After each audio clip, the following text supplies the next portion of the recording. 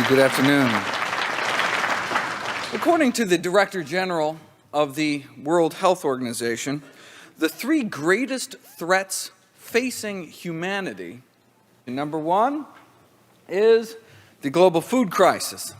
Climate change is number two, and pandemic influenza is number three, all of which have to do with our food choices. The current pandemic has killed thousands of people, but in a world in which millions continue to die of diseases like AIDS, tuberculosis, malaria, why is there so much concern about this so-called swine flu? Because apparently the last time a nearly entirely new flu virus jumped species and caused a pandemic, it went on to become the deadliest plague in human history. The influenza pandemic of 1918. Most flu strains tend to spare young, healthy adults. The 1918 virus killed people in the prime of life. In 1918, more than a quarter of all Americans fell ill. This is a chart of percent of population dying here in the States. In 1918, as many as 50 to 100 million people lost their lives. A similar virus today could kill many, many more. What started for millions around the globe as muscle aches and a fever ended days or even hours later. Homeless orphans, their parents gone, wandered the empty streets. One agonized official in the stricken East sent an urgent warning west, quote, "Hunt up your woodworkers and set them to making coffins, then take your street laborers and set them to digging graves." This is a clipping from the New York Times at the time. Victims of plague everywhere, great pyres of bodies consumed by the flames. That 1918 flu virus killed more people in 25 weeks than AIDS has killed in 25 years. No war, no plague, no famine has ever killed so many people in so short of time as the 1918 pandemic. Where did it come from? The conventional wisdom is that the 1918 pandemic was triggered when an H1N1 bird virus in its entirety, all 8 gene segments, jumped into human beings. We then apparently passed it along to pigs, sickening millions of them as well. Now, after the pandemic, when our immune systems got used to the new virus, it turned into the regular seasonal flu. And in pigs, it turned to what we call classic or classical swine flu. Before 1918, we have no reports ever of any pigs coming down with the flu at all. So throughout the roaring 20s, people got the regular flu every year, and pigs got the swine flu. Same thing with the 30s, and the same with the 40s. The important thing to notice, though, is that swine flu remained stable throughout, unchanging throughout the 1950s, the 1960s, the 1970s in North America, and stable throughout the 1980s. But then by 1990, everything changed. A never-before-described triple species flu virus arose. The classic swine flu virus, after being stable for 80 years straight, picked up 3 gene segments from the circulating human flu virus, and then 2 gene segments from a bird flu virus to create the first triple animal reassortment virus ever described. Our first hybrid, a human-pig viral mutant, was discovered on an industrial pig operation in Newton Grove, North Carolina in August 1998, owned by a massive pork conglomerate by the name of Hogslat. The virus mutated further and then spread within months throughout the United States. Soon it spread into Canada, and by 2003, the majority of animals tested in industrial pig operations in Mexico also showed evidence of exposure to our triple hybrid strain. We then exported it to Asia, and apparently the favor has been returned. After reshuffling with the classic swine flu, our made in the USA triple reassortment virus picked up 2 gene segments from a Eurasian swine flu lineage to create the flu pandemic of 2009. The primary progenitor, the main ancestor of our current pandemic flu virus, as shown in orange here, is the triple hybrid mutant that emerged and spread throughout factory farms in the United States more than a decade ago.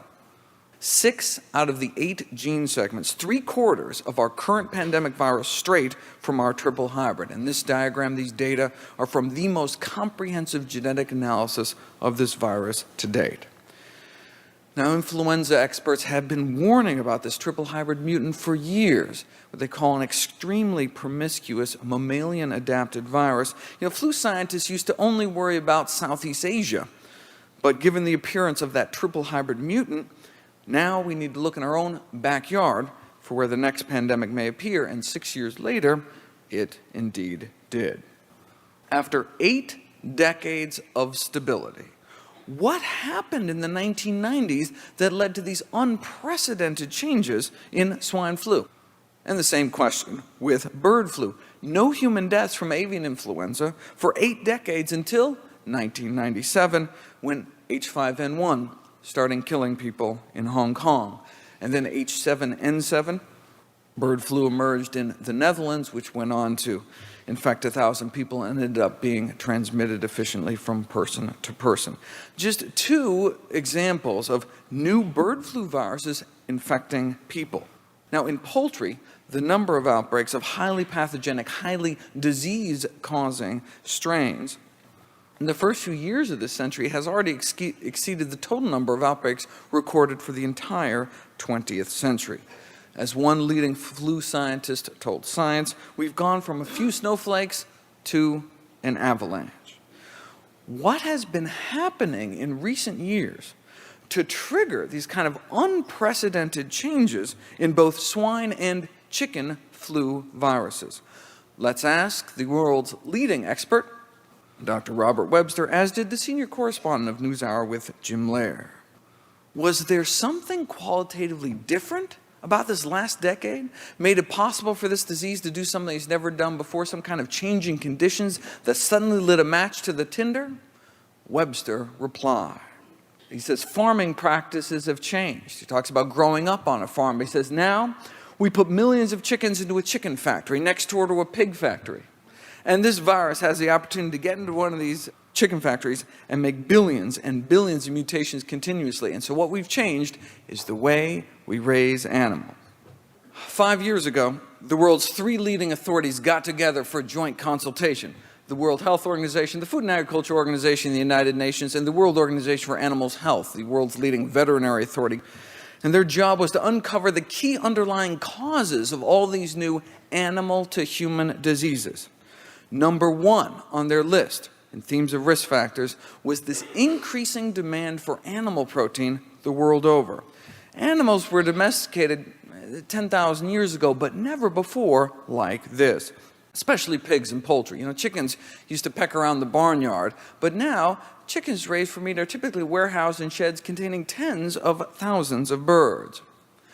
Half of the egg-laying hens on our planet are now confined in what are called battery cages. These small barren wire enclosures extending down long rows in windowless sheds can be up to 1 million birds on a single farm.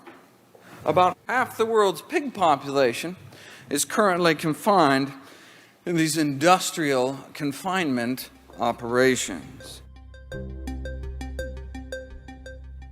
These intensive systems represent the most profound alteration of the human-animal relationship in 10,000 years. Now, the industry is slowly waking up to the growing realization that viruses previously innocuous to natural host species have in all probability become more virulent by passes through these large commercial populations. This is from an international trade journal. This is not, arguably, how animals were meant to live. So how does the poultry industry feel about the possibility of its own so-called factory farms leading to a pandemic that could kill millions of people? Well, the executive editor of Poultry magazine wrote an editorial on just that topic. The prospect of a virulent flu to which we have absolutely no resistance is frightening. However, to me, the threat is much greater to the poultry industry. I'm not as worried about the U.S. human population dying from bird flu as I am that there will be no chicken to eat, said the executive editor of Poultry magazine. There are at least 10 reasons why industrial pork production can present such a breeding ground for disease. The operation in Newton Grove, North Carolina, where the ancestor of the current pandemic virus was first detected, was a breeding facility in which thousands of sows were confined in what are called gestation crates, also known as sow stalls. These are veal crate-like barren metal cages about 2 feet wide. These highly intelligent social creatures basically being kept in a box week after week, month after month for nearly their entire lives. They can develop crippling joint deformities, lameness. I mean, if we did this to a dog, you'd get thrown in jail. Not only can these pregnant pigs not turn around, they can really barely move at all. Now, the rise in stress hormone levels in these so-called crated sows is thought to be because of the interference with natural maternal behaviors like nest building, which they can't do in a cage. And this frustration of maternal behavior has been shown experimentally to result in impaired immunity. Now, the National Livestock and Meat Board defends intensive confinement in a pamphlet called Facts from the Meat Board. Confinement rearing has its precedents. Schools are an example of confinement rearing of children, they say. Not that different from how they described veal crates as being similar to a baby's crib. The fact that the industry feels the need to mislead consumers by conjuring images of classrooms and baby cribs speaks to how far out of step animal agriculture has gone from just, mainstream basic decency towards animals. And interestingly, they know it. As Professor Emeritus of Animal Science wrote in one of his college textbooks, one of the best things modern animal agriculture has going for it is that most people haven't a clue how animals are raised. For modern animal agriculture, the less the consumer knows, the better. What can we do to prevent this kind of thing in the future, which is why we're all here today? The United Nations has urged all governments, local authorities, international agencies need to take a greatly increased role in combating the role of factory farming, which combined with these live bird markets that provide, in their words, ideal conditions for the flu virus to spread and mutate into a more dangerous form. These factory farms can be thought of as the original incubators for dangerous strains of the flu. More than 5 years ago, the American Public Health Association, the largest and oldest association of public health professionals in the world, called for a moratorium on factory farming. No more factory farms. In 2007, the Journal of the APHA published an editorial that went beyond just calling for de-intensification of the industry, of the pork and poultry industries. The editorial questioned the prudence of raising so many animals for slaughter in the first place. It is curious that changing the way humans treat animals, most basically ceasing to eat them, or at the very least radically limiting the quantity of them that is eaten, is largely off the radar as a significant preventive measure. But such a change, if sufficiently adopted or enforced, could still reduce the chances of the much-feared influenza pandemic. It would even more likely prevent unknown future diseases that, in the absence of the change, may result from farming animals intensively and killing animals for food. Yet humanity, it goes on to say, doesn't even apparently consider this option. Right? We don't tend to shore up the levees until after the disaster strikes. The editorial concludes, those who consume animals not only harm those animals and endanger themselves, but they also threaten the well-being of future generations. It is time for humans to remove their heads from the sand, they say, and recognize the risk to themselves that can arise from the maltreatment of other species. How we treat animals can have global public health implications. Let me end with a quote from the World Health Organization. The bottom line is that people have to think about how they treat their animals. Basically, the whole relationship between the animal kingdom and the human kingdom is coming under stress. In this age of emerging diseases, we now have billions of curly-tailed and feathered test tubes for viruses to incubate and mutate within billions more spins at pandemic roulette. But along with human culpability comes hope. If changes in human behavior can cause new plagues, well then changes in human behavior may prevent them in the future. Thank you.